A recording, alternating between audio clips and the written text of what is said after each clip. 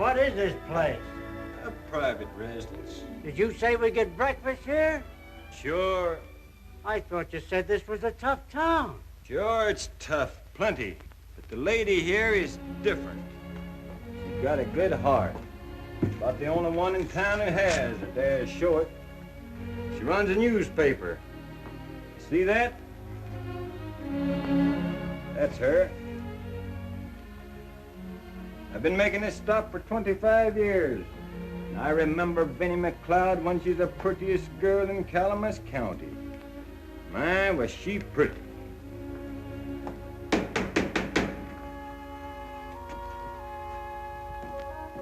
You all gotta wait a minute. I'm fixing breakfast for the family.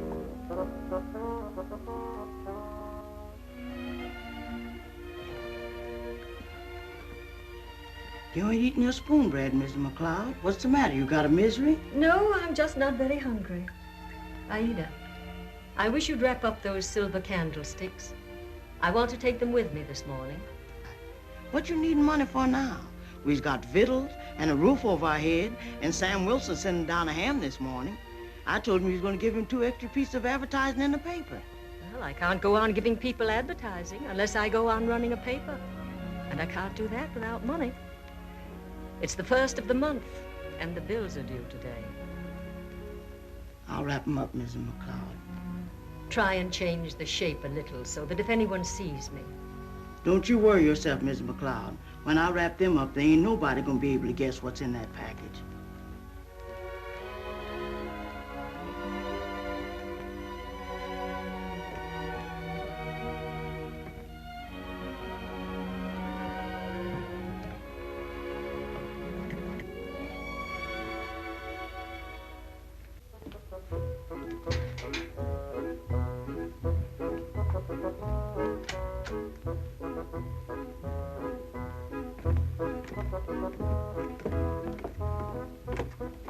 Here's your hot water.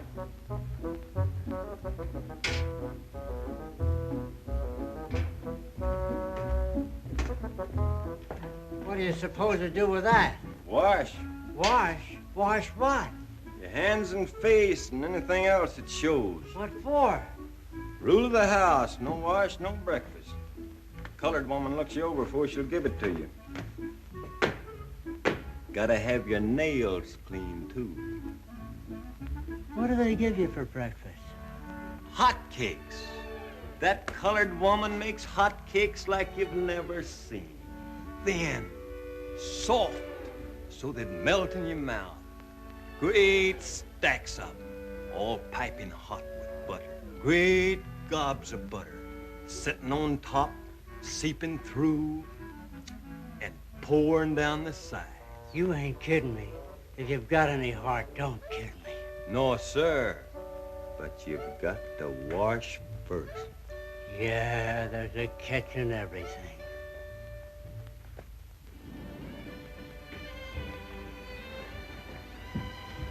Good morning, Auntie. Good morning, dear. Sleep well? Yes, thank you. Auntie, you're wearing that same old dress again this morning. You promised me you'd buy yourself a new one. You like me to look nice. Oh, my dear, that's different. You're young and pretty. I haven't the money to spend dressing myself up. Of course you haven't when you spend it feeding tramps down in the cellar. Good morning, Miss Jane. Morning, Aida. You's late. Your aunt's finished her breakfast. I know. Aida, I'm going picnicking. Will you put up a lunch for 2? Who you all going with? What's that got to do with it? I don't fix no picnic lunch unless I know who's going to eat it. Aida, I can't sit here arguing. I want my breakfast. Picnic lunch for 2. You's going with that Pete Dougherty. Well, if you know, why do you ask? I just want to see if you'd admit it. Pete Dougherty, the shanty Irish white thing. Jane, do you care for Pete Dougherty? What would be the use of my caring? He seems very interested in you. I know. Auntie, if he did think of me in that way, would you mind terribly? Well, of course there are people I'd rather see you marry, but if you're really fond of him, I believe in love, Jane. He asked me to go out in his automobile this morning. I could be back at the office right after lunch. May I take the morning off? Of course, dear. I hope you have a nice time. Well, I must be on my rounds. Now you eat your breakfast and don't leave anything, or Aida will have a misery and we can't have that.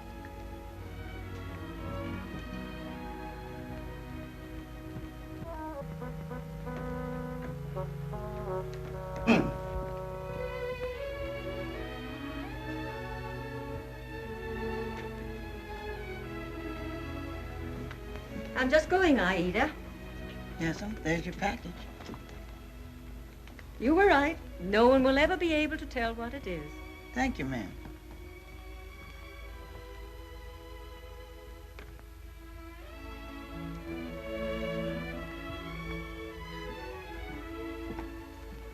Good morning. Good morning, ma'am. Good morning, ma'am. If that isn't enough, there's plenty more where that came from. Thank you, ma'am. Goodbye. Goodbye, ma'am.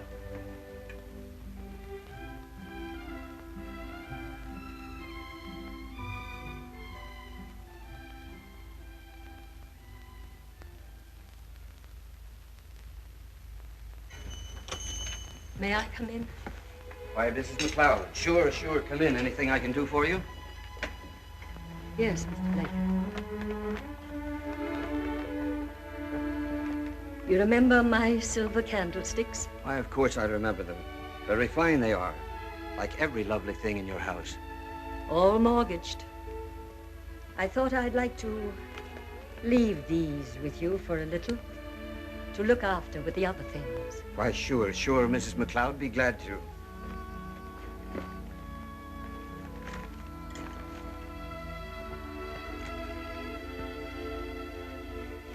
Glad to keep them safe for you. I've had them ever since I was married. How much? I mean... How'd $50 be? I thought they were worth more than that. I know, Mrs. McLeod, but that ain't the question. You ain't selling them to me, you know. And even if you were, why... All right, Mr. Blaker. $50. I'll put them right in there with the rest of your things. I'll get you the cash right now.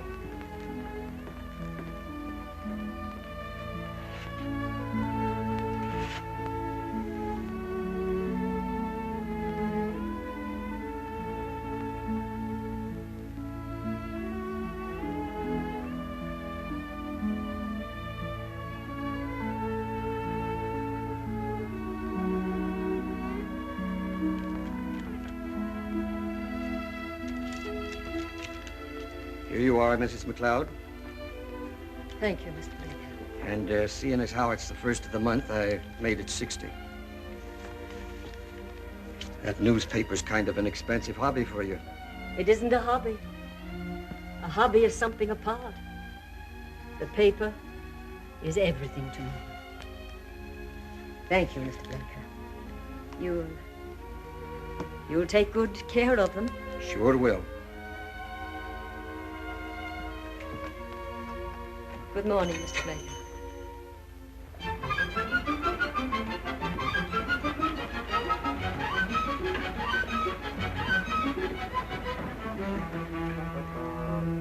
Good morning, Mrs. McLeod.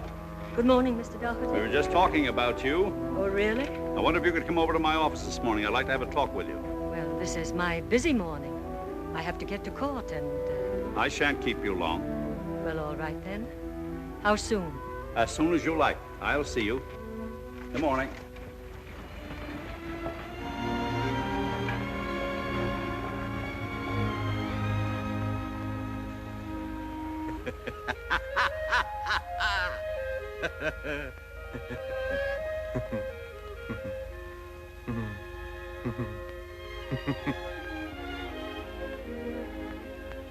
It's Pickwick. How's that? Oh, I beg your pardon. I was just looking to see what was making you laugh, so... It's the Pickwick papers. Yeah, good, huh? Yes, I haven't read it for years. Worth taking another look at. I met Charles Dickens when he was here in '67. You did? But you shouldn't be lounging here reading that, you know. Why? Do you think I should be working? The police would think so. They're hard on vagrants in this town. They rope them in and put them to work with the road gang and treat them brutally. Well, I make a kind of business of saving men from that. You'd better go up to my house and have a meal and a bath. That's very kind of you, but... You go down the street and turn to your left. You'll see a big, old-fashioned sort of house. You can't miss it. Go round to the back and tell the colored woman that Mrs. McLeod sent you. Now, will you do that? Yeah, I'd be glad to. Well, aren't you going? Oh, I just thought I'd finish this chapter. It isn't safe. Oh, just another couple of pages. Well, perhaps just a couple of more pages. But don't go getting interested and start the next chapter by mistake now. All right, I won't. Well, goodbye then. Bye. Thanks.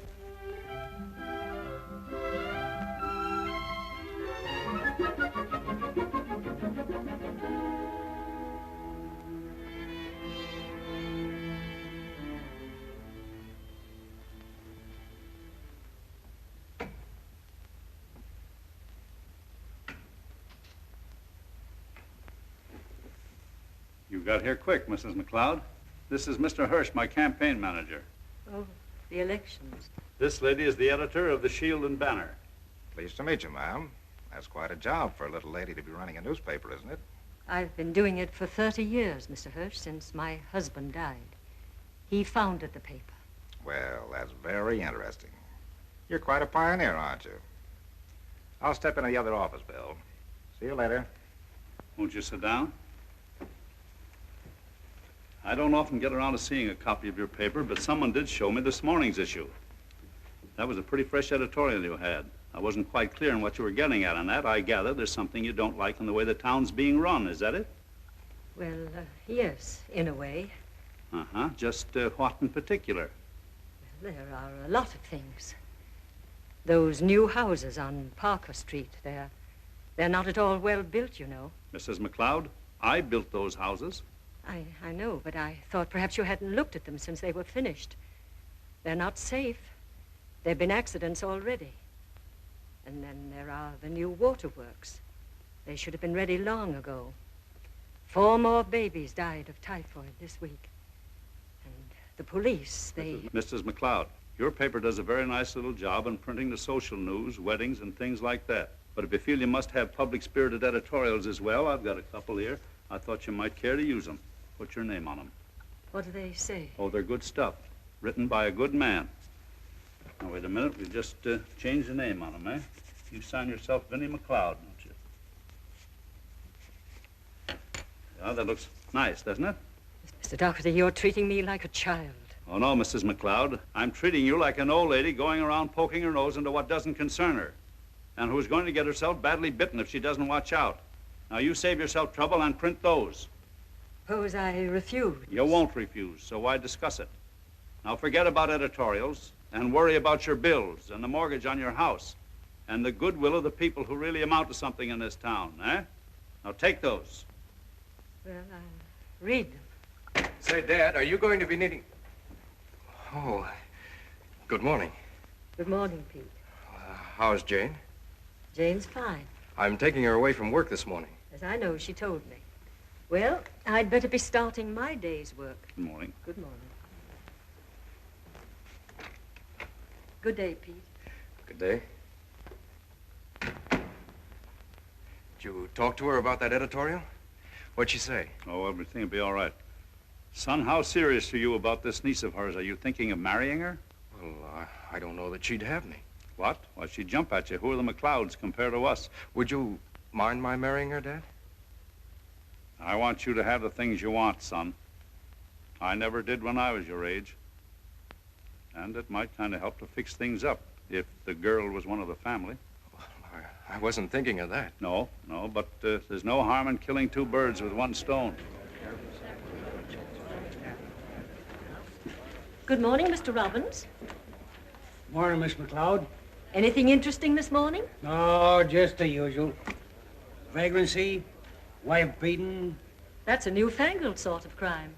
In my day, men didn't beat their wives. The wives had pistols. Vagrancy, petty larceny, attempted arson, vagrancy. Good morning. Morning, Your Honor. Good morning, Robbins. Good morning, Mrs. McLeod. And how are you this morning? I'm very well, Judge. It wouldn't seem like the old court if I didn't see you sitting there below me, writing down all my words of wisdom. You're very chipper this morning, Judge. Sure am. It's my birthday. 62 this morning. Yes, ma'am. Got a mighty nice lot of presents, too. What do you think of that? Present for my old friend, Bill Dougherty. Fine fella, Dougherty. Solid gold, 18-carat repeater. Yes, sir. It's a splendid watch. Yes. Old Bill Dougherty is all right. Now, what have we got this morning? Justice Court of Plattsville, Calamus County is now in session. Please come to order. Honorable Judge Flynn presiding. Be seated. First case. Bring in the prisoners.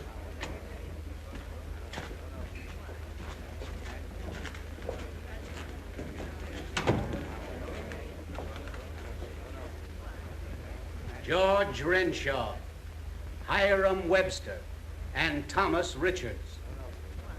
Charged with vagrancy. Guilty or not guilty? Not guilty. 60 days. Didn't have jobs, eh? Well, you've got one now. We'll have you working for the city on the road gang. Take him away. Next case. Oh, just a minute, please. I said not guilty. What's that? I say that I said not guilty. Oh, you did you? Yeah. Well, now, young fellow who wants a trial. What's your name? Tom Richards. Thomas Richards. No fixed abode. Is that right? I guess that's right, yeah. Occupation, newspaperman. And what newspaper do you work for? Well, not any right now. What was the idea of giving that as your occupation, then? Well, you've got to give something, don't you? And I have worked on newspapers. When? Oh, on and off, ever since I was a kid. But more off than on, I imagine. No, I would say about, 50-50.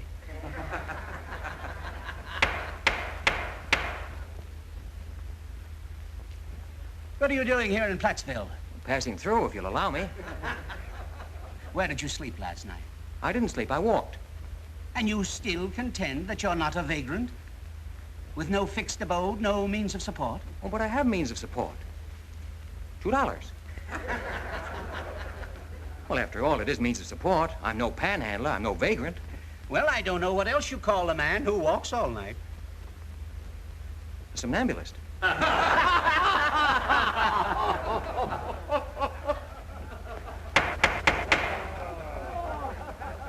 Take those two out of there.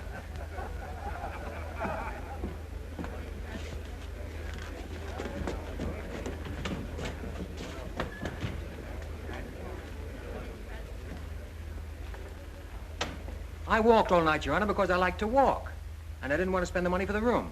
Well, in this town, that constitutes vagrancy. The police find you sprawling in a public park, jobless. Your Honor, may I say a word? What is it? Well, I just wanted to say that if this young man wants a job, I'll give him one. What's that? I'm the editor of the Shield and Banner, and if you want a reporter's job, I'll give you one. Well, that's very kind of you, ma'am. Now, Mrs. McLeod, that's just plain silly. I need another man on the paper, and he's had experience, he says. But you don't know the first thing about him. I'll take a chance on him. What do you propose to pay him? Why, I hadn't thought. Now, you'd better. If the court is going to release him, it has to make sure that he's going to make enough to keep himself. I'll see that he gets enough. Yes, but the court has to decide what is enough. It fixes the amount at $35 a week. First week's salary in advance. Well, none of you say. Well, it's rather a large salary to start with. Well, that's what you'll have to make it. Now, hold on. No, I agree. Now, please, ma'am. No, it's all right. I agree. There.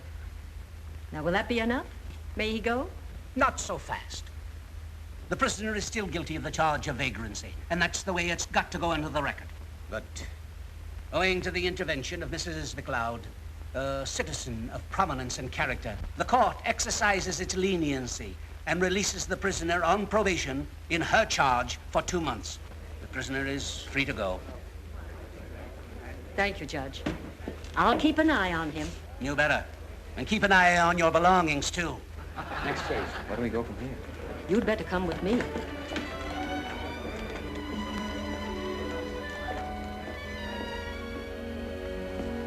Here you are, ma'am. I'll give you back your money now. Why, what do you mean? Well, I'll be getting along. Where? Well, out of town, don't you think? But you're coming to work for me. Oh, no, you really didn't mean that, did you? But of course I meant it. Besides, if you don't, they'll put you in jail. That's why I offered it to you, so you wouldn't go to jail. Well, why should you be so interested in whether or not I'd go to jail? Because you didn't deserve it. I warned you what would happen. And because you were reading Dickens and... Well, look, Mrs. McLeod, it's very kind of you, but I don't want to stay in this town, so if it's all the same to you... But you can't go now. You're on probation to me. If you skip town, I'll get in trouble. And I'm afraid there are people who'd like to see me get in trouble right now. Seems to me you go around looking for it. Well, I can't just stand by and do nothing about the wicked things I see go on. Well, you've got a newspaper. Can't you do anything there? I've tried. But you see, Dougherty's the big boss, and he controls the other newspaper, and he's kind of powerful. Well, running a newspaper is not a woman's job, and why don't you get hold of some young person with plenty of fight in him and let him handle it for you? There isn't anyone. Though when I heard the way you spoke up to Flynn in court, I did wonder for a minute whether you might. Oh, no. No, I'm sorry. Looks like I got myself into something here. I'll tell you what I'll do. I don't want to get you into trouble. So while my probation lasts, I'll come and work for you as a reporter. But as far as helping you straighten out that man, or whatever his name is, I think you'll have to forget about that. Well, I guess maybe you'd like something to eat. Well, why not let it be on me and my very visible means of support? Will you step across the street? Well, that's very nice of you, but there's no point in wasting money, and there's plenty of food at home. Lead on, McLeod.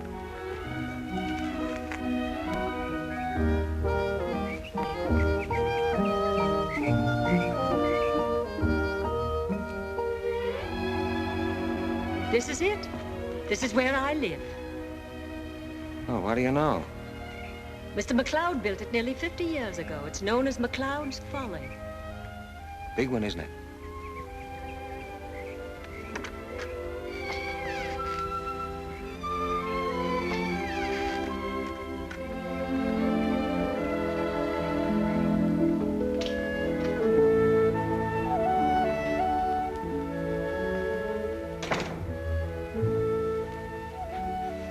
Yes, I suppose it is a little old-fashioned. Mm-hmm, might. But then I'm sort of an old-fashioned person. Come in here.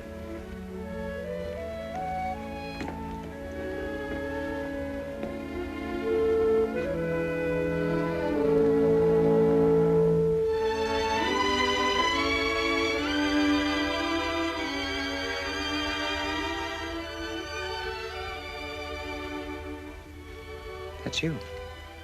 Yes, that's me. Of course, it was a long time ago. Nearly 50 years. About the time you met Dickens. Yes. What you back home for, Miss McLeod? Is anything wrong? No, oh, no, Ida. This gentleman is coming to work for me on the newspaper. He'll be boarding here with us, and I think he'd like some food now. Mr. Richards, this is Ida, who looks after me. Hiya. You ain't done said nothing to me about hiring anybody to work for you on the paper. Well, it wasn't settled till this morning. You ain't done told me you was thinking about it. I wasn't till this morning. Now go and get Mr. Richards something to eat. I'll tell you all about it later.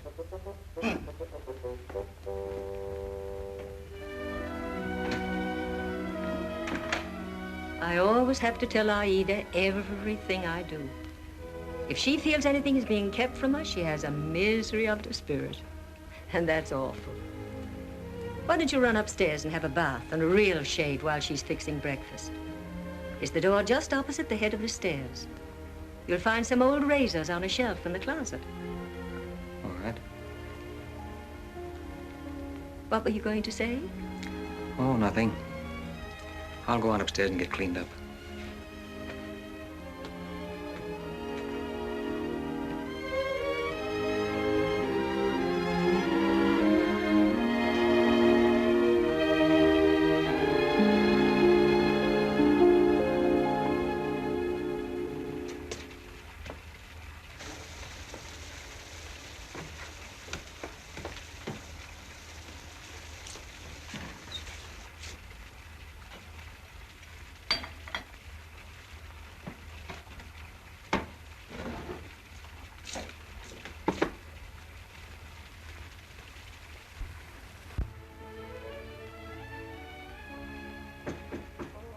Yeah, who's there? Is you in the tub yet? No, not yet. Why? If you'll just hang your clothes through the door, I'll press them up for you while you have your bath. Here you are. Where's the pan? Still got 'em on. Wait a minute. Hey, what day is it today? What do you mean, what day? I mean, Monday, Tuesday, Wednesday, what? Today I'm Thursday. What do you want to know for now? Oh, just wondered. Here you are. I'll bring them right back and see that you wash it behind your ears. And catch 'em in death of cold?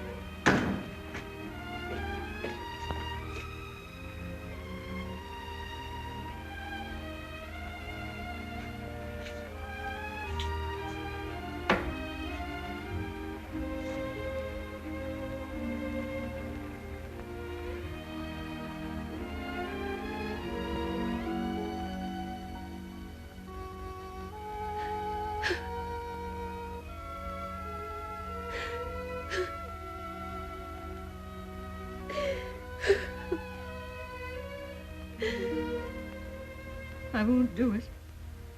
I won't. Oh, your breakfast will be ready in a minute. Thanks. It's quite a nice library you have here. These are good bindings.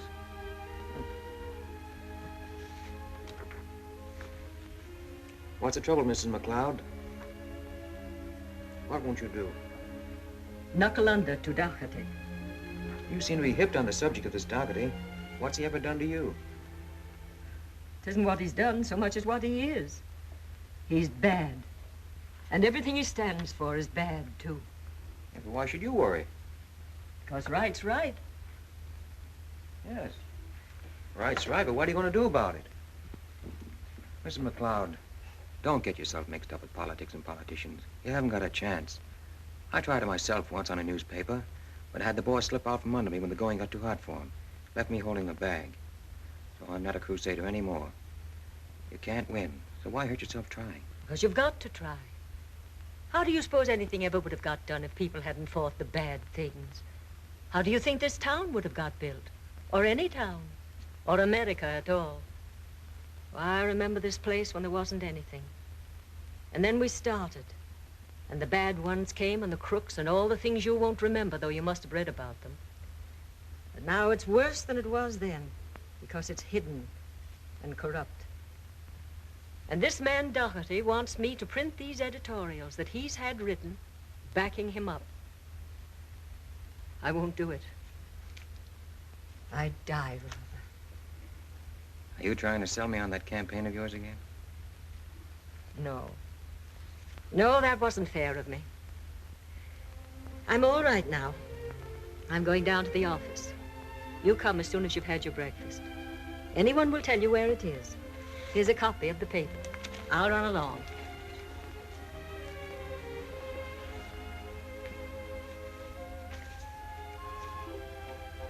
Your breakfast is ready. I said your breakfast is ready. Oh, thank you, Ida. Thank you.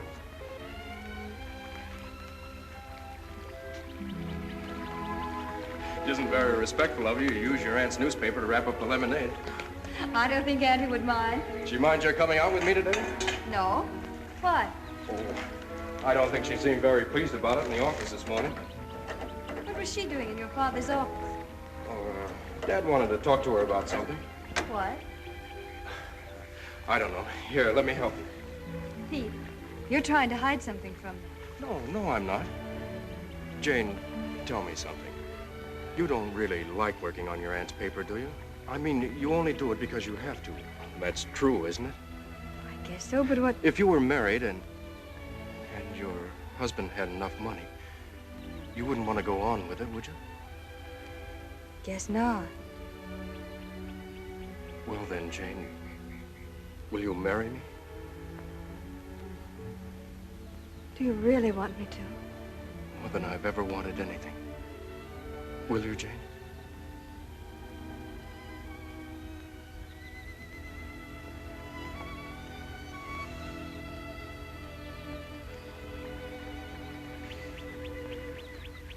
Mrs. Peter Dougherty. What's the matter? Nothing, only... Pete, have you ever read Romeo and Juliet? Oh, it's about two people who loved each other, isn't it? And their family were enemies like ours. Pete, what did your father want with Aunt Vinnie this morning? Was it that editorial in the paper? Oh, that doesn't matter now that we've settled this. What do you mean? Well, Jane, your aunt's very fond of you, and she wouldn't want to do anything to hurt you or your husband or his family. Then it was that editorial. Is that why you asked me to marry you, to keep Aunt Vinnie from attacking your father? Oh, no, now, don't get... It was. Of all the low-down, beastly tricks. Jane, listen, I'm in love with you. Let me go. No, you can't believe things like that. I love you, Jane, really I do. I don't believe you. I believe your father put you up to it as a way of silencing Aunt Vinnie. It's just a dirty, underhanded sort of thing he would think of, like everything else he does. Well, this is one trick he's not going to get away with. I'm going back to the office.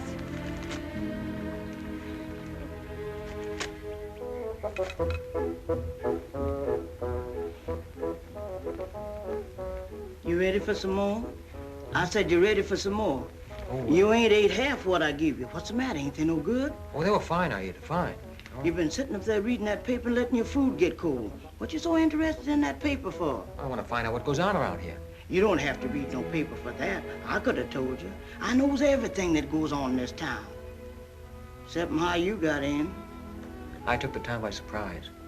Aida, tell me, what is this Dougherty like? I wouldn't saw my mouth for telling you.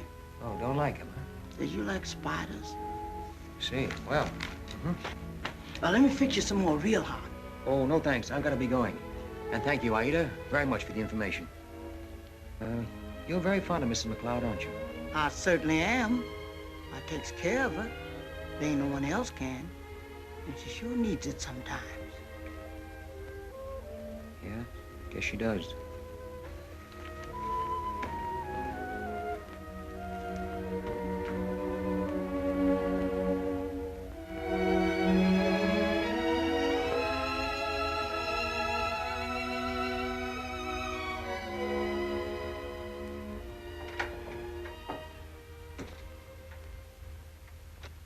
Oh, saddle for me my milk-white steed, oh, saddle for me a pony, oh, and I shall ride to find my bride that's gone with the raggle-taggle gypsy, oh. Oh, that goes, saddle for me my white pal free, or saddle for me my ponyo.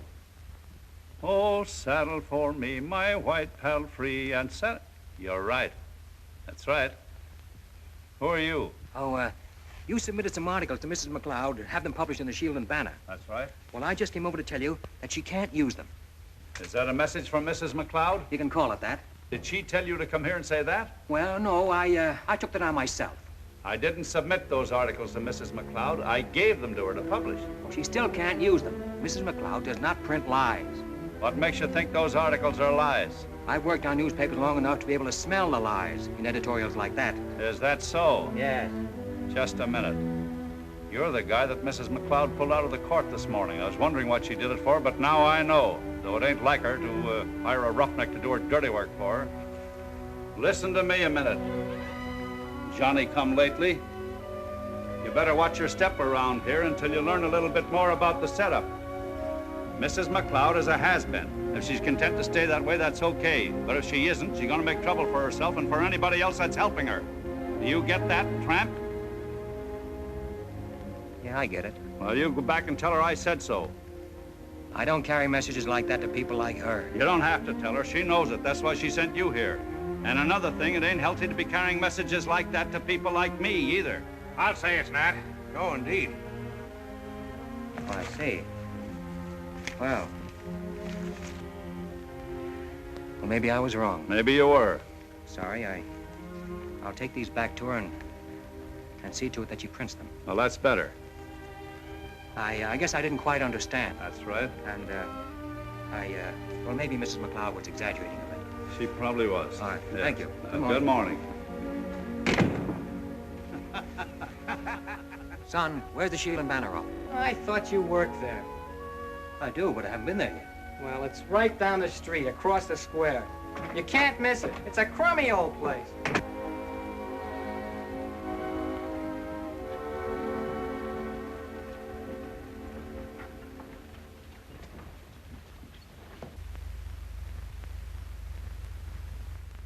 Good morning. Morning. Is Mrs. McLeod inside? No, she ain't. She just stepped over to the morgue. Somebody dead? Never knew a day when there wasn't. And always the wrong one, isn't it? What do you want? That is not a very nice, warm greeting to give a new member of your staff. How's that? I'm coming to work here. What as? As a reporter, to begin with. Who hired you? Mrs. McLeod. She didn't say anything to me about it. My name is Richards, Tom Richards. You wouldn't like to tell me yours? Erdl Ferguson. My brother Willie's been the only reporter this paper's had for the past 35 years, and I don't see what we need another for. She can't pay anything. Don't expect her to. As a matter of fact, I'm perfectly willing to pay my own way. Here's the first installment, $35. What are you doing it for? The experience? It'll be an experience, I hope.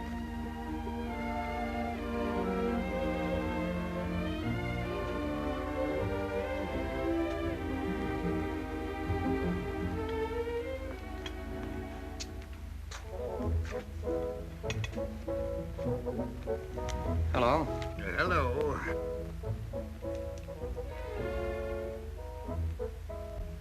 Who are you? My name is Richards. Yours is Ferguson, brother to the dragoness outside. I've come to work here. Mrs. McLeod hasn't told you anything about it. I know all that. Do you mind saying that all over again? No, don't. I don't think I could handle it. What did you say? I'm not being fired. You're not taking my place. Oh, no, don't worry. Oh, good. You had me scared. Will you have a little drink? No, thanks. Don't you drink? Not this early. Oh, that's when I need it the most. Early.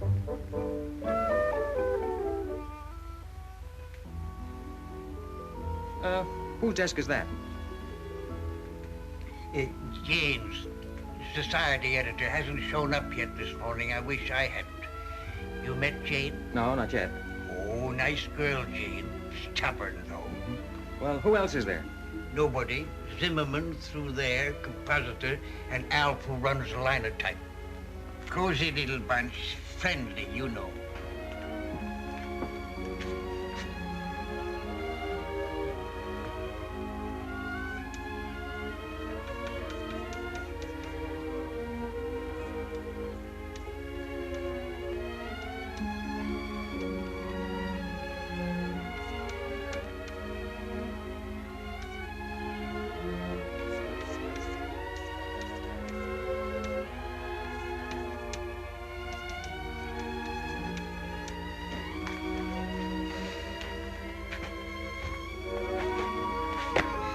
Don't do that!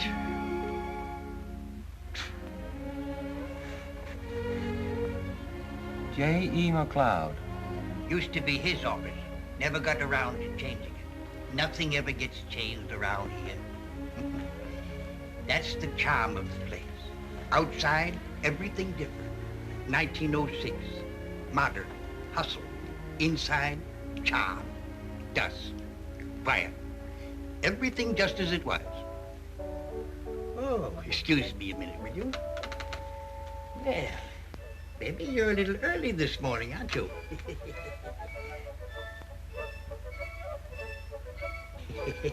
Cute, isn't he? You want to feed him? Yeah. All right. Here, take a little piece of that. Now, there's another example. That mouse. Been coming here to my certain knowledge 30 years. Well, maybe not that mouse, but a mouse. First time I saw him, thought I had the DTs. Went on the wagon for a week, but the mouse came back, so I fell off the wagon. Comes around every day about lunchtime for its food. What does he do on Sunday? I never thought of that. I guess he sleeps late. Maybe I should leave food out Saturday night. Maybe you should. Oh, but I'd hate to have him come out and nobody here. I got a tender heart, you know. Now, why didn't I ever think of that? 30 years that little mouse has been coming here, and I never thought of Sundays. You thought of it right away. You're bright. Good morning, Michael. Good morning, Vinnie. Okay, baby. Beat it now. Here comes the boss. Oh, that wretched little mouse. Willie, I have told you not to encourage it. May I have a word with you, Mrs. McLeod, without the mouse? Of course.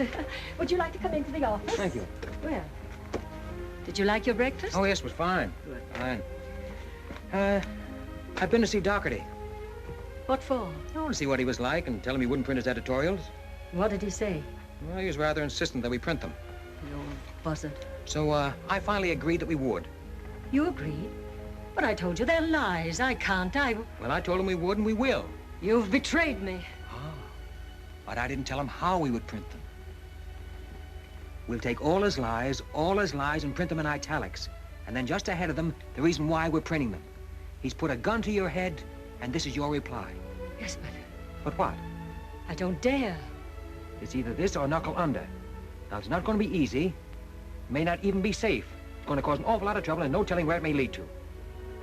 If I do it, will you stay and see it through?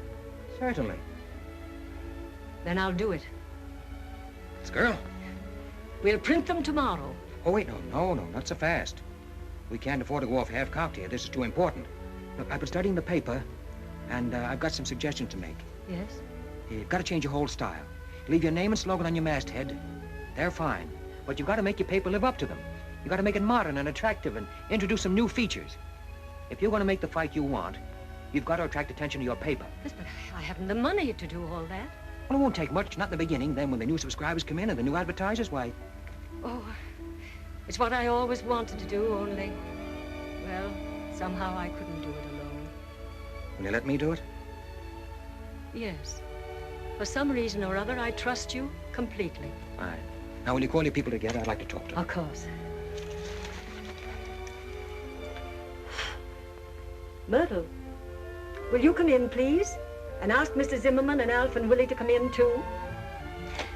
It's exciting, isn't it? Oh, Jane. Willie. Al? Zimmerman? Jane, I want you to meet Mr. Richards. He's our new managing editor. Mr. Richards, this is my niece, Jane, and our society editor. How do you do?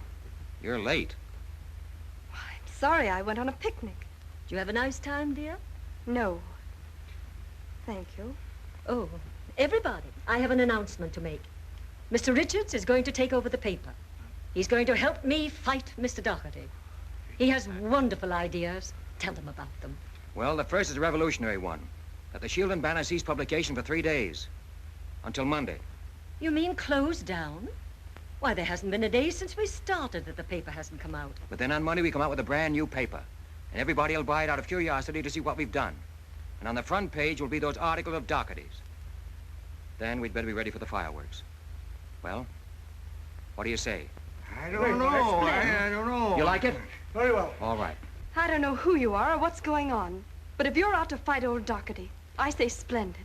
That's the ticket. What do you think? All right, now look, we've got an awful lot of work to do. Let's get to it.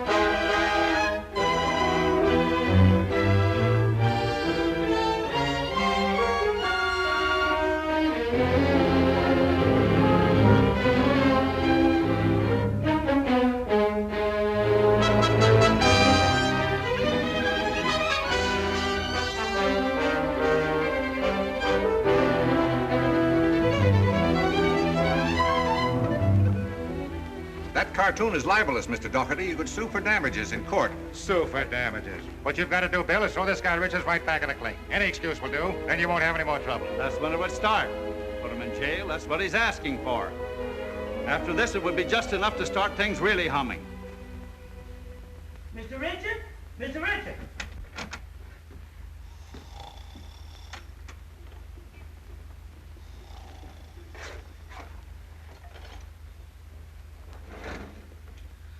Mr. Richard! Oh, yes. Oh. What time is it? It's 9:30. You done overslept yourself. I'll say I done. I brought you your coffee and your morning paper. Oh, good. Let me see that. You sure made that look different. I guess getting that paper out what made you all oversleep, wasn't it? No, I was reading Mrs. McLeod's book. I couldn't go to sleep until I'd finished it. You sure made a mess out of it.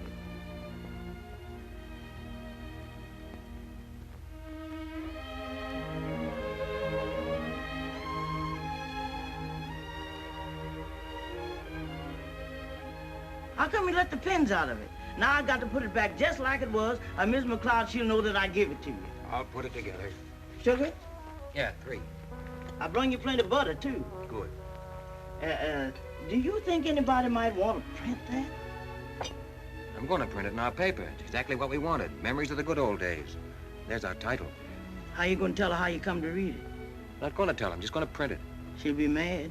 Nobody's ever mad to see themselves in print. As an author. I don't see your name in that paper nowhere, and you didn't write most of it or draw it. I'm the exception that proves the rule. Oh, Mr. Dougherty phoned. Oh, good. Expected to hear from him. Did he ask for me? You especially. Fine. I'll go see him. Give him some more rope. Ha! Give him some for me.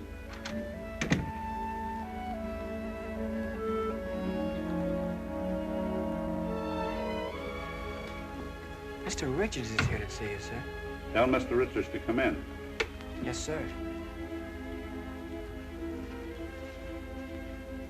Morning. Morning. Understand you wanted to see me. Yes, take a seat. I was just looking at a copy of the new Sheelan banner. Understand you're responsible for it. Oh, I helped some. Hardly recognize the old sheet. Did you draw this picture of me? Yeah. Well, it's good, very good. The joke's on me, Mr. Richards. Didn't realize when you were in here the other day that we had an artist in our midst. Well, I've got a lot of unsuspected gifts. But you didn't get me in here to congratulate me. Son, Mrs. McLeod is paying you $35 a week, isn't she? Now, there's no reason why a good newspaper man like you should be working for chicken feed. Mr. Winterbottom here is thinking of retiring from the news next year. And I thought maybe if you'd care to join us for a spell, by the time he's ready to retire, you would be broken in and able to take his place. Yeah? Well, that's all, except that we can pay you more than Mrs. McLeod can. We can pay you double. Yeah? Well, what's your reaction? Negative. The News has the largest circulation of any paper in these parts. Sure job. Give you a contract, of course. Say a contract for 2 years. Well, what do you say?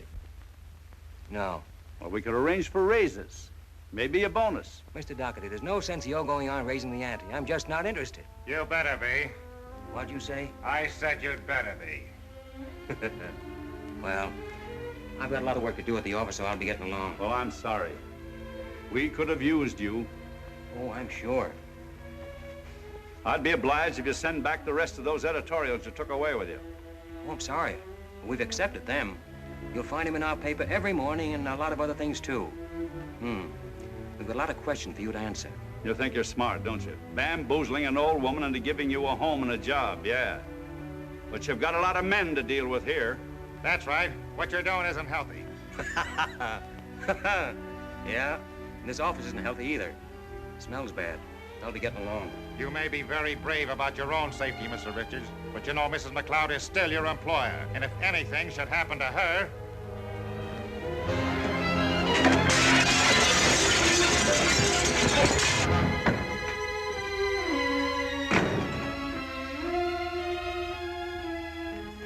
That man is crazy. I'll take care of him. Now, just a minute. This thing got to be handled right. It's got to be handled. You were right when you said that Mrs. McLeod is the one to get at. I think I know how to deal with her. Well, I hope it's something you can do quickly. Maybe you're willing to sit still and let her go on printing accusations that'll land you in jail. She's got nothing on me. What makes you think that? You don't deny there are things that guy could dig up that would send us both to the state penitentiary, do you? Well, I don't intend to go there. No. You know what it's like. I don't. And I don't intend to find out. I'll move in my own way. Well, you can as far as it concerns you, but for what concerns me, I'll move in mine.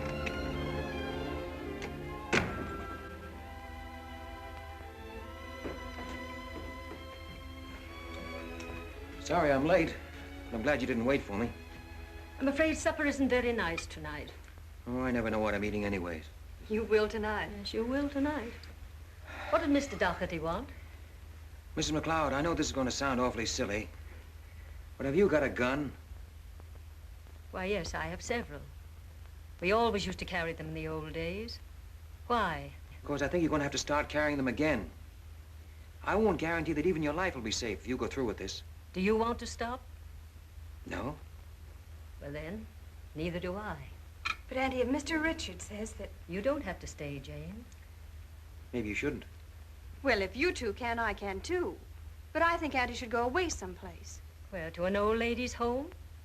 I couldn't bear it. I'll stay, of course. Life doesn't matter. It's what you do with it. Your supper got all dried out waiting for you. Is you all through with yours? Yes, thank you, Aida. You know, I'm afraid I'll have to have Dr. Chase look at you.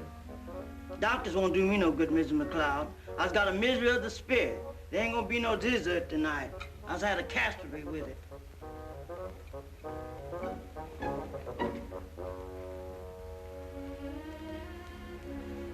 Was your food as bad as this? No, she had longer to spoil yours in. I'll go and talk to her.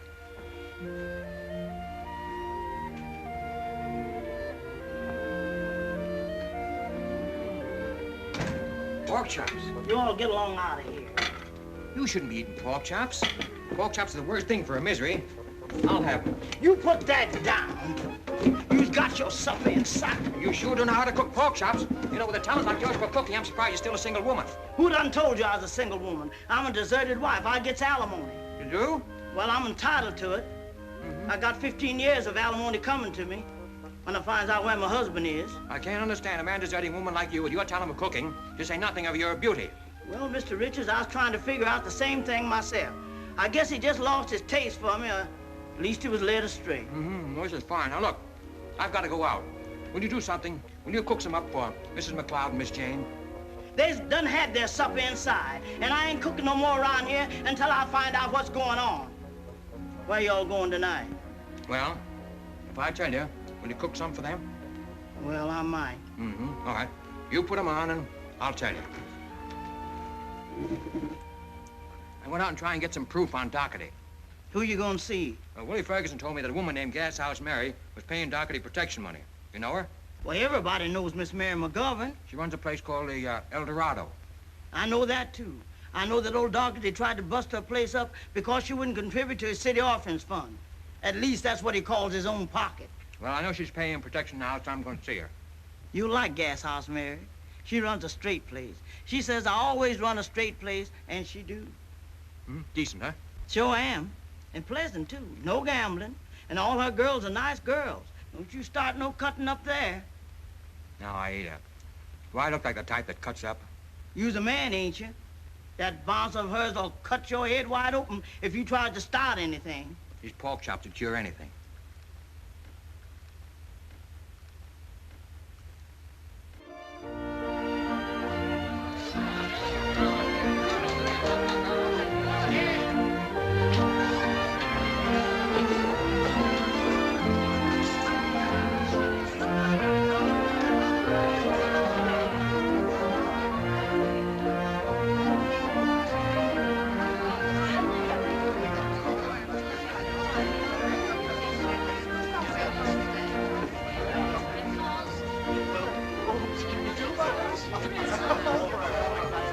May I sit down here? No, young man, you may not. This table is reserved for me and my friends. Well, that's what I want to be. We better get together. How about a little drink? You get yourself beer at the bar. Don't allow no hard liquor in here. And I'd be obliged if you'd leave my table.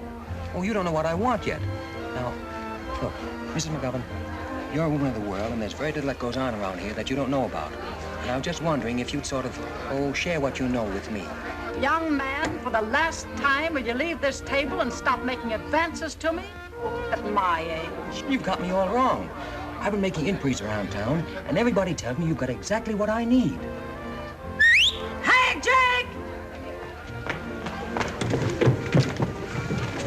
Wait, Jake! No, let me. Wait a minute, Jake, will you? I wasn't cutting up.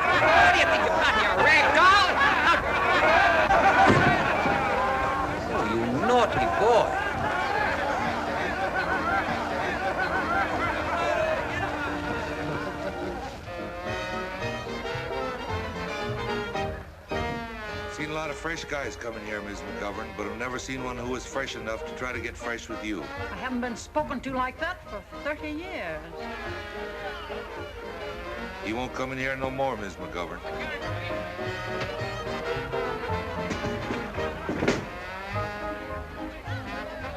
Miss McGovern, I want to apologize. The best way you can apologize is by taking yourself right back through that window. I run a straight joint. I know you do. That's why I want to talk to you. My name is Tom Richards, and I work for Mrs. McLeod. I'm out after Dougherty's hide. Just a minute, Hattie. Tom Richards. Say, was it you that did that drawing up into the paper this morning? Yeah. That was good. Come into my parlor. Jake, look after things. If there's any trouble, send for me before you do anything. Good music you have here. Not good, loud. That's what they want. Excuse me. I don't allow no rough stuff here. I don't like dames coming in here dressed up to kill. It's bad for my girls to see a fox fur like that. Makes them discontented. I run a straight joint. Now, what's this all about? Let's have a drink. Set 'em up. Well, I hear that you've been paying off to the Dougherty outfit. Want to tell me about it? Are you to put in the paper? Well, not if you don't want me to. I can't afford for you to. Not in my position. I can't afford to get in wrong with Dougherty. I'll tell you if you want to hear, but you got to give me your word you won't print it. Give him a word. 'Cause if you did, I'd just deny it. Scold. Let's go. Who's his nose? The late Mr. McGovern. Mm-hmm. Quite a fella. Well, Tom, I've run decent places all my life. This joint ain't exactly smart, but nobody can say it ain't run right. So when one of Bill Dougherty's guys came around, proposed I make a contribution to his city orphans fund, I said, what do I need protection for? I run a straight place. A couple of nights later, a lot of hoodlums turned up here and smashed the place up. So I made a fat contribution to the city orphans fund. Fill them up again. Folks will tell you this used to be a wide open town full of bad men. There's a kindergarten compared to what there is now. What are you going to do about it? Suppose you tell me. I'd kind of like to hear some fresh ideas. Well, I had an idea that we might get the honest citizens together and give them the facts. Yeah, well, I found it's no good depending on honest citizens for a fight. So you can't help me, huh? Sorry. I'd sure like to get even with that hippopotamus, but I can't afford to. Well, thanks, Mary. Thanks very much. Mary, do you know anything about a man named Bill Swain? I hear he's top monkey around these parts and that he hates Dougherty. Bill Swain? You know him? I certainly do. What's he like? He used to be a fighting man. He's the state Democratic leader up at the Capitol. I'm going to see him. I'll give you a letter to him. Good, thanks. Sure. I ain't set eyes on Bill Swain for 30 years, but he used to be all right. More than all right. Bill Swain at one time was kind of sweet on me. Oh, we had a quarrel about ketchup. About what? Ketchup, tomato ketchup. Bill Swain used to put it on everything. Melon, cereal, everything he ate, he put ketchup on. And when it came to him putting it on my homemade peach ice cream. Peach. Well, I told him it wasn't genteel. And he was a quick-tempered man, and I was a quick-tempered woman. He went off in a tantrum, and I married Ted McGovern. I haven't seen Bill since. But he's a straight-shooting guy. Here. Fine. I just said, this is to introduce Tom Richards of the Shield and Banner. He's a good scout. Thank you, Mary. So are you. Guest House Mary has been a friend of mine for nearly 40 years. Though I haven't seen her lately. What's she like now? Still good-looking? Oh, she's what you might call a very fine figure of a woman. Well preserved, eh? That's the word. Well, funny how perfume will bring things back. Matter of fact, I was just a kid first time I met Mary. I was riding the range, knowing more about horses and steers than women. You sure you won't have a sandwich? Oh, no, thanks. Just coffee. Well, help yourself.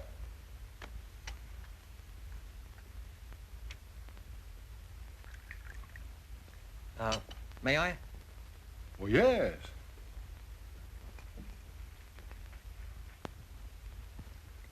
Well, say, that's something I've never tried. Is that good? Ketchup is pretty good with anything, isn't it? Yes, sir. I've got to try that.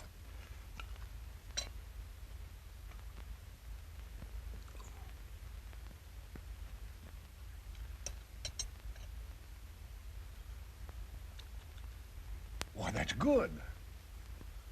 I've been missing something all these years. Well, now let's get back to business, son. Now, you don't know this Dougherty like I do. He's just as crooked as they come, and what you're trying to do is just like stepping on a rattlesnake. But Mary told me you were a fighting man. Yes, but I'll pick when and who I fight. No, I'm sorry, son, but there's no dice. Dougherty is the biggest vote-getter in the state, and I've got too much at stake. Now, that may sound yellow to you, but that's politics. Now, that's what they all say. Everybody I've been to see. They can't afford to fight Dougherty. Well, I'm going on with it. Well, you're different. You're the only one with nothing to lose.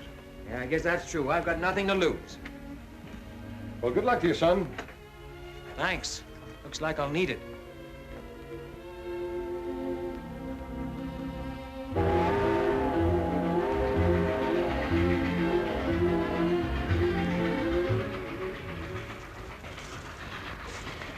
What's the matter, fella? You sore about anything? Yeah. You've been sitting there for the last 3 hours without a word out of you. Kind of discouraged over something, ain't you? Yes and no. Feel like talking? You talk. How come you're on the road? Oh, don't believe in paying railroad fares. You ain't dressed right. I know. I just took to wearing these things again. Oh, that's bad. That's the first step. Next thing you know, you'll be working in an office. I used to do it. 20 of the best years of my life I wasted. Going to work in the morning, coming home in the evening, sitting around the house, putting money in the bank, always knowing where I'd be the next day or the next year. And one day I lit out and I never went back. And I've been happy ever since.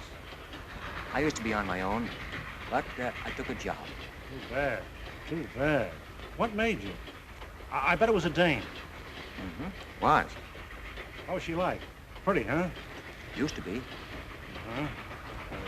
Married to her? That's bad. That's bad. That makes it worse. Feel obligated, don't you? Kinda.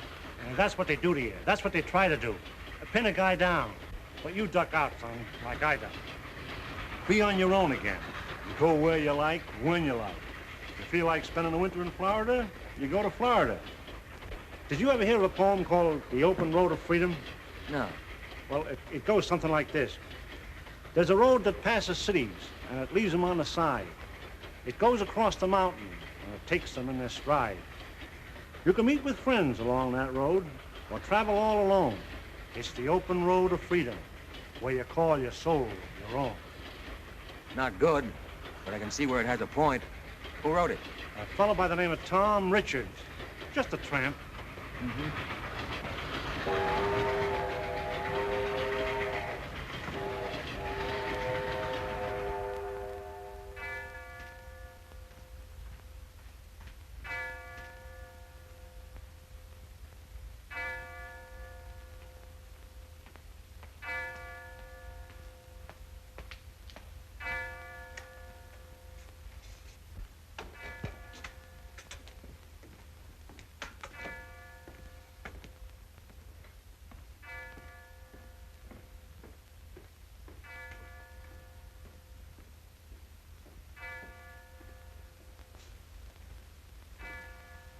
Oh, it's you.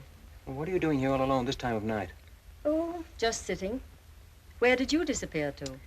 I went up to see Bill Swain. Thought he might help. Yes, and? Nah, he won't. He's afraid of Dougherty just like everybody else is. Won't do a thing. So, you and I have got to do this on our own. What's the matter? I'm afraid we can't go on. The bank has called the mortgage on the paper and the house. At least, it's not the bank. It's Dougherty. He's had the mortgages transferred to him, and, well, he won't renew them. How long have you got? Oh, a month or two, I guess. But even if it were a year, I couldn't raise it. Well, it was nice while it lasted. Oh. How did that happen?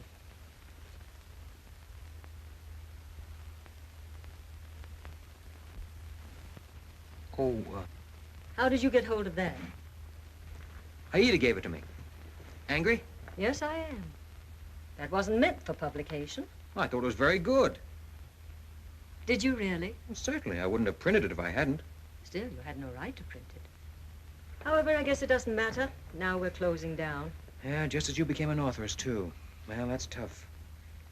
You know, if you gave up the fight, and after all, that's what Dougherty wants, you could publish that and go on running your paper. Under his orders, it would be like being a slave. No, I'd sooner see it go entirely. Have it go down fighting, huh? No, wouldn't you? It's not my paper. Well, it's mine.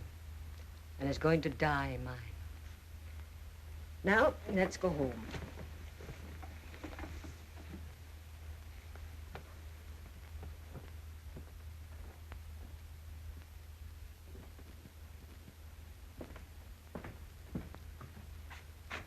Well, I suppose this'll mean you're going away. But you're not the kind to stay put. Even the little while you've been here, you've been sort of itching to get away, haven't you? Even though you've been enjoying the fight, just as a fight. You see too much, Mrs. McLeod. But you mustn't go away feeling you've been licked. I'm not going away. Remember, I'm on probation. But I don't know what there'll be for you to live on now. I won't be able to go on. And I'm afraid there's no one else here who will give you a job. What are you going to do? I hadn't thought. It didn't seem important. Well, I think it is, kinda. Come on. Let's go home. You've been very good to me, Tom. You don't mind my calling you Tom? Nope. I sort of feel you're one of the family. Oh, you needn't worry.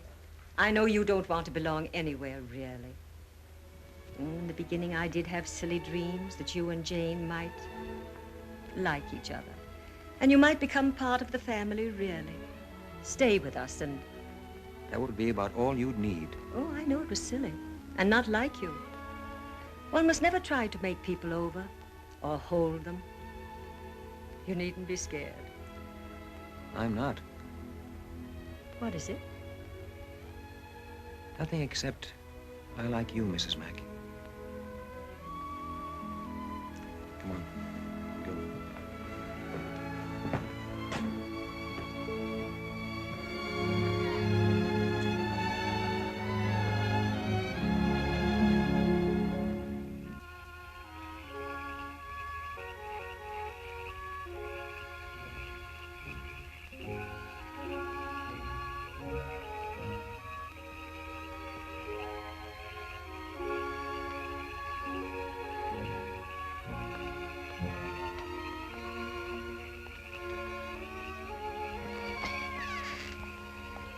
I'll have Aida fix some spoon bread and some cocoa. Or perhaps you'd like something stronger.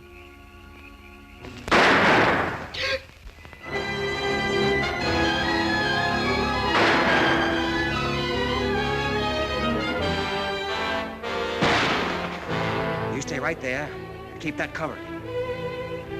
Good girl. Don't go, they'll kill you.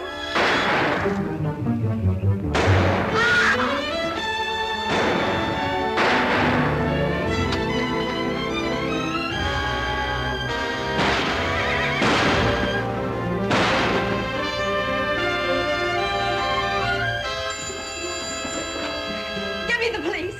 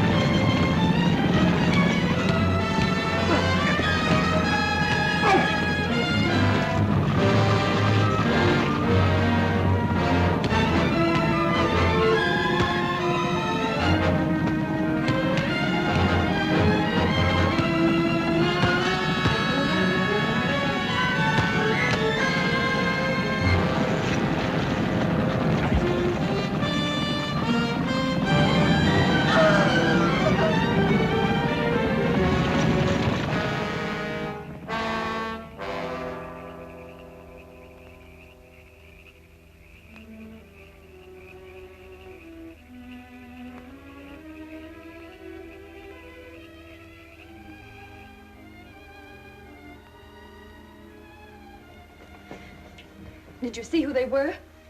I saw Dougherty's friend, Hirsch. I suppose it was all Dougherty's doing. Yeah, I guess so. I'm sorry the shooting upset me so. And Vinnie was very ashamed of me. She said it was no way for McLeod to act. How does your head feel now? I know it's there. I'm glad it is. Are you? You might have been killed. What is it? Nothing. Come on, let's get it on. I've got to get down to the office. What for? Have you forgotten we're running a newspaper? This is big news.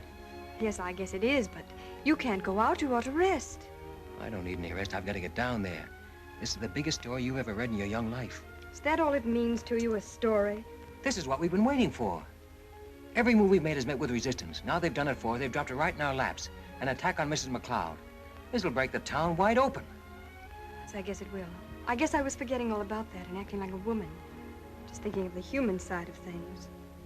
There's nothing wrong with that. You're a good nurse. Got nice hands.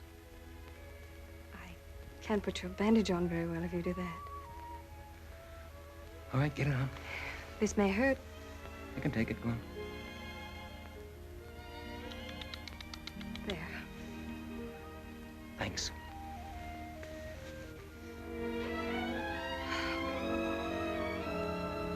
There, you see, you can't go down to the office. You stay there and put your feet up here. You can dictate the story to me.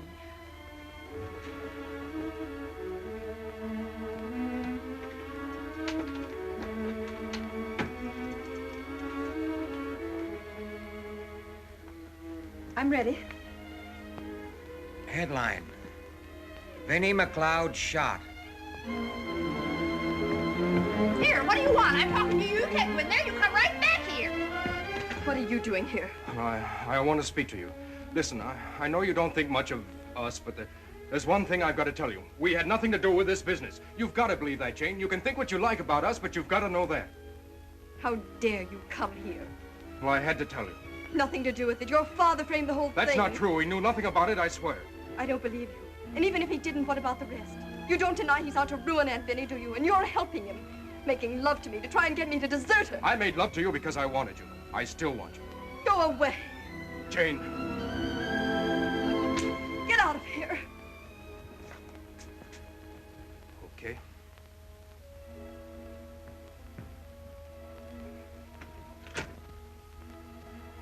I guess I should have told you about that.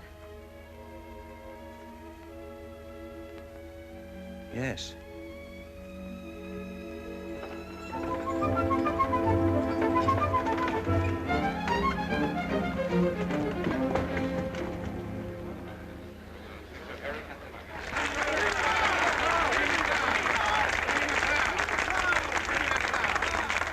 It's really very gratifying to know that we all have the same interests at heart.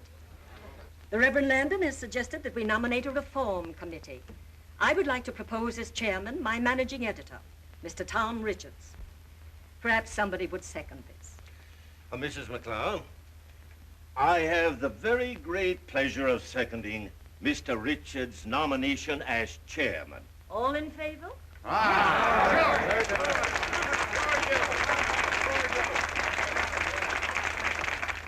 Thank you, ladies and gentlemen. Thank you very much.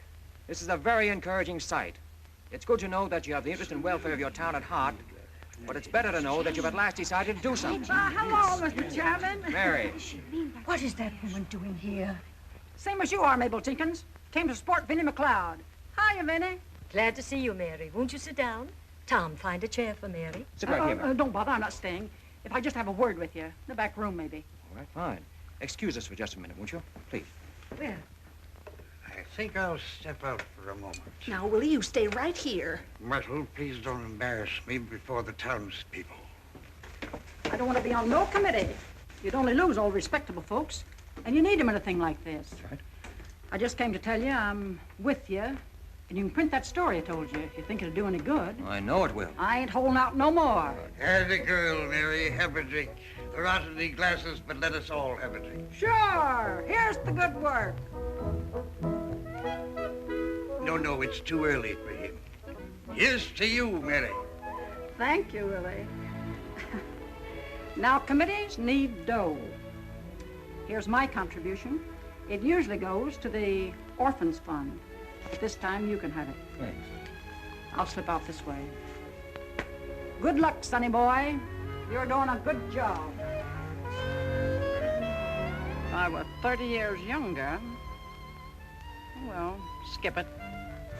A colorful woman, that's a colorful woman. Yeah, she certainly is, Willie. Heart of gold, old Mary, a heart of gold. Oh, a tidy son. Dougherty's been doing very well. Even smells good.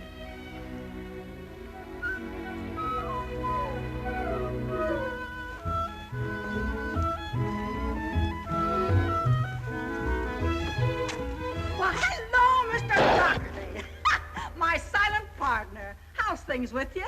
Okay, how are they with you? Couldn't be better. Your son's been coming down to my place in the evenings lately. I told him to stay out of there. Well, there are worse places he could go to. His own home, I should think. And from the way he stays out of it, I'd say he agrees with me.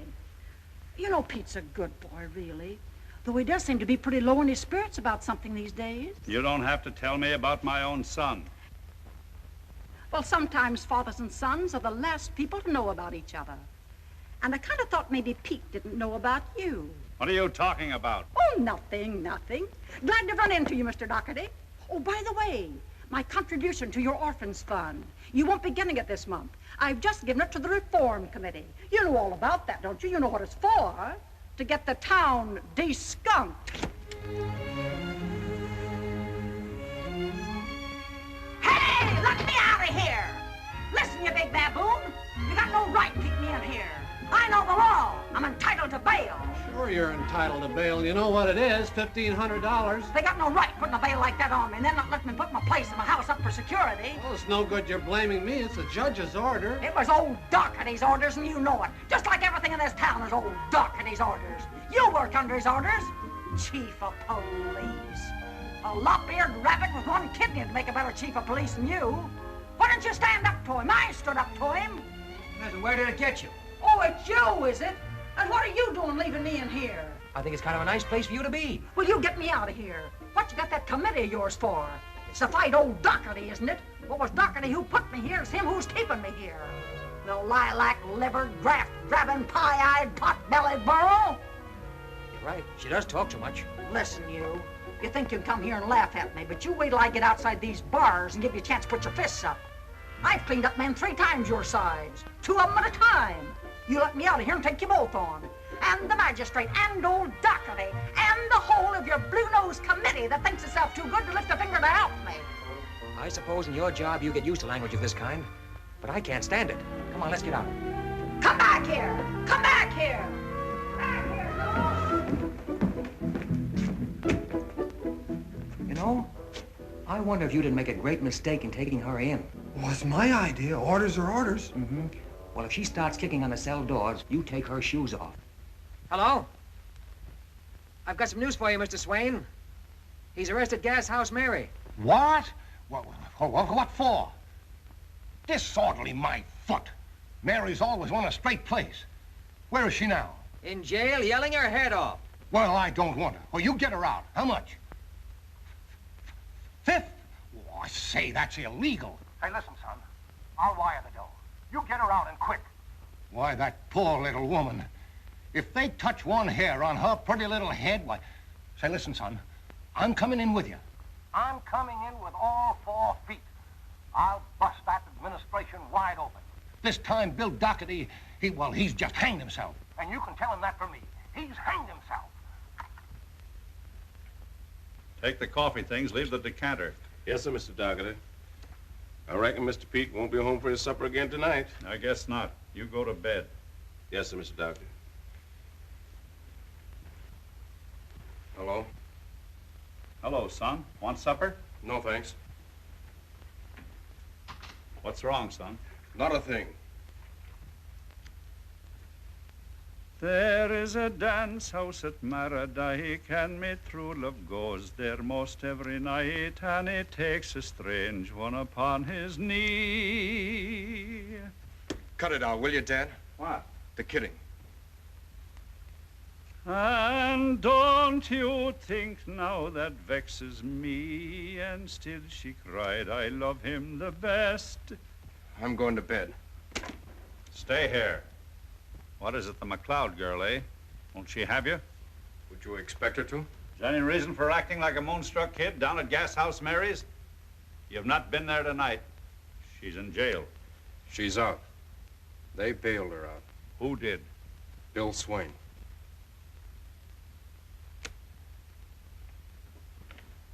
Dad, are they true, the things they say? What do they say? They think you brought those killers here.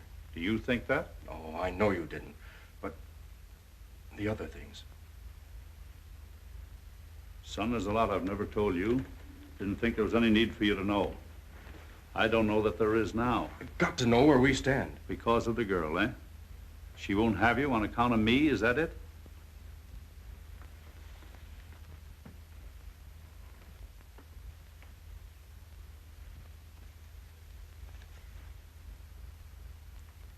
I see what you're up against. Sorry, son. I can't back down now, especially when you tell me Bill Swain's in on it. He's out to get me, and I've got to fight with everything I've got. But you can duck out if you want to. What do you think I am? Tell me, Dad, how bad is it? Bad enough that they could send me to jail if I didn't fight them. I didn't know.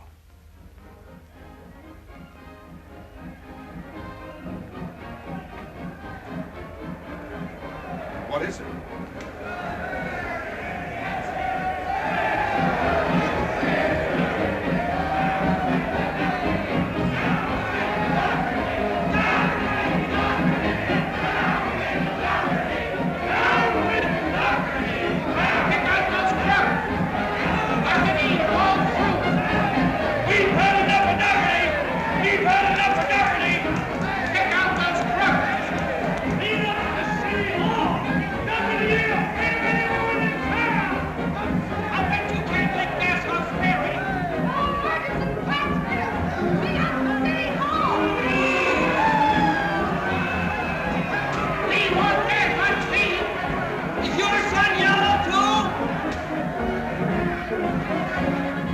Where you going? Never mind where I'm going. Don't make a fool of yourself. Don't go into the street. It ain't safe.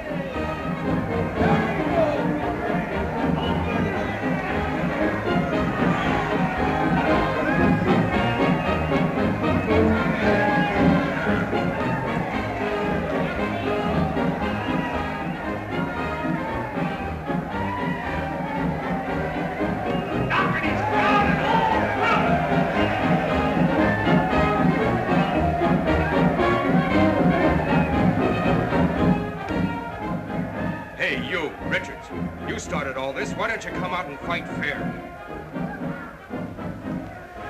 Sure.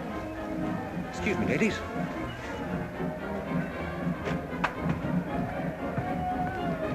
Don't you worry, I'll go with them and see fair play. I'll referee. See fair play. He can't even see.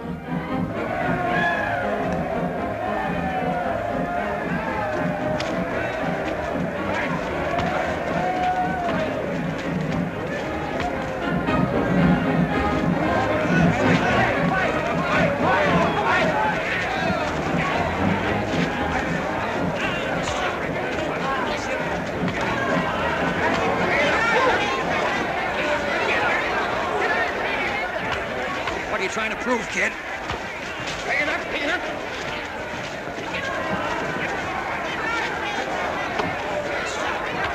Bring it up, Peter.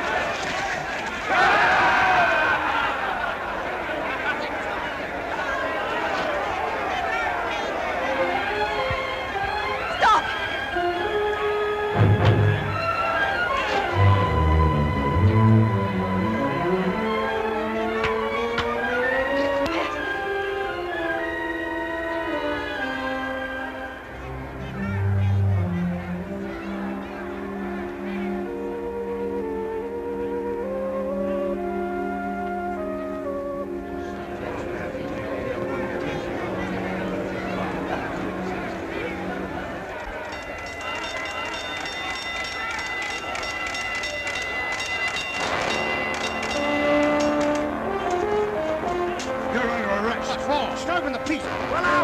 pot-bellied girl. Now, come on now. I'll use the club on you, old man. Come on now, look, don't cry. Listen, don't cry, old man. Here, take me over the club on me. I'll use the club on you. Don't you go.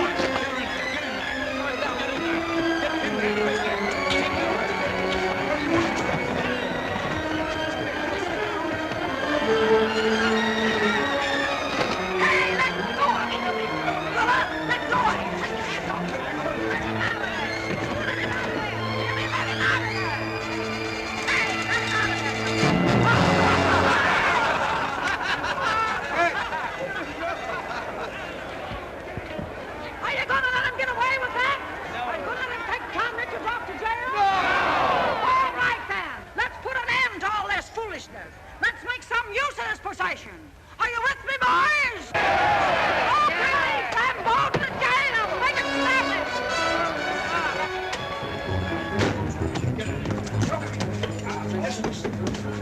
Disturbing the peace. I'll give you the club. You shall give me the club. I'll give you the club, I told you. You stay in there now. You'll be sorry for this. Not as sorry as you will.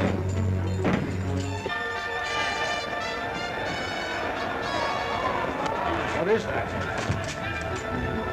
We brought in Richards. That's who they're after. It's a jail delivery. Get him. You gotta get him out of here, Chief. I can't let him out. It's Dougherty's order.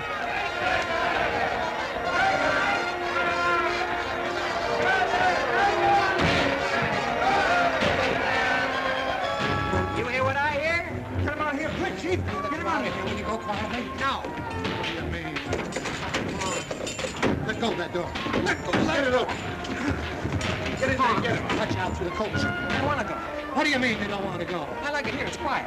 Oh, come on, be a good guy and go on down to the coach, will you? I don't want to. Listen, you folks are trying to get you in here.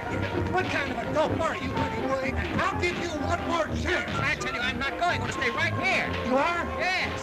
Then I'm going through the coach. So am I. Wait for me. Hurry up. I've got a wife and 6 children. What do you think I've got, ducks? Wait a minute, boy!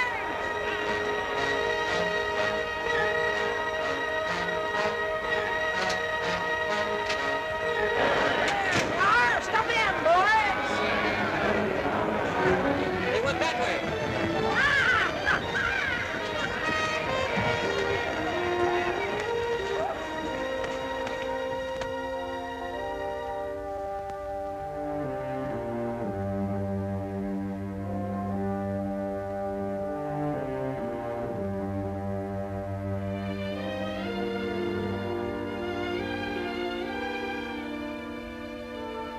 Suppose I refuse.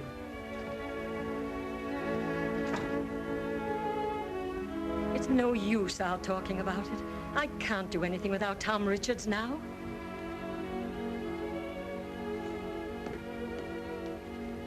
What is it you can't do anything about without me? Oh, Tom, I'm so glad you're back. Are you all right? Yeah, fine. What's he doing here? He wants to make a compromise. Compromise? After we've got him licked? I'm sorry, there's no room for compromise in any of this. Now, just a minute. Let's look at this thing sensibly. From whose point of view? From all our points of view. You said you got me licked. Yes. Well, I'm not admitting that. But you got me to a place where I'd just as soon not go on fighting. There's nothing to be gained by you, except you could run me into jail, maybe. And I have reasons for not wanting to go to jail. Who hasn't? Oh, I'm not thinking of myself. He's thinking of Jane and Pete. And you're willing to let everything drop because of that? And allow things to go on as they were? No, Mr. Dougherty says he's willing to clear out. Look, suppose you tell me exactly what your proposition is. Listen. Tramp, Johnny come lately. Okay, I said that. Mr. Richards. That's a lot better. You two have been out to run me out of town. Well, I'm ready to go. If I stay here fighting you, it'll only make it worse for Pete and the girl, whether I win or lose. And my boy's happiness means a lot to me. Well, I've had a hankering for a long time now to do some fishing and some horseshoe pitching down in Florida. I thought that if I went down there and stayed for a long time, for good, maybe, well, then you could call off your hounds and... Go on, go on. Vinnie McLeod could go on running her paper and publishing her book about the good old days. And the kids could get married. And, well, that's about all. What do you say, Tom? Well, would that satisfy you? I think so. When would you leave? As soon as you like. All right. Okay, then I'll be going. I want to tell you something, Vinnie McLeod. I've always kind of liked and admired you. I don't think you're a smart woman, but you're a kind and understanding one. I haven't got you figured out yet. No? Just what was your game in all this? Oh. Just something I got into. Well, I'll be going. Oh, maybe you'd care to have this.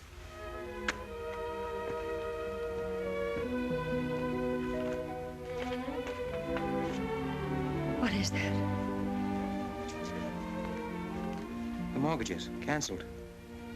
Oh, no, come on, come on, come on. It's all right. All right, nothing to cry about. Nothing to be afraid of anymore. I know. That's what I'm crying for.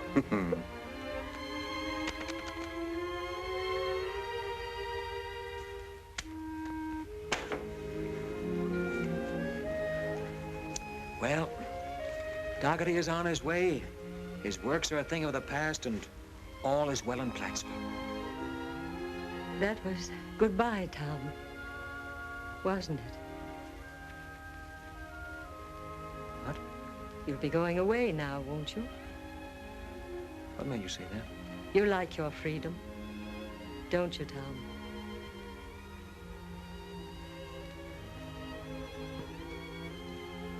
Yes, Mrs. Mack, I do. I do like my freedom. But I also like yours.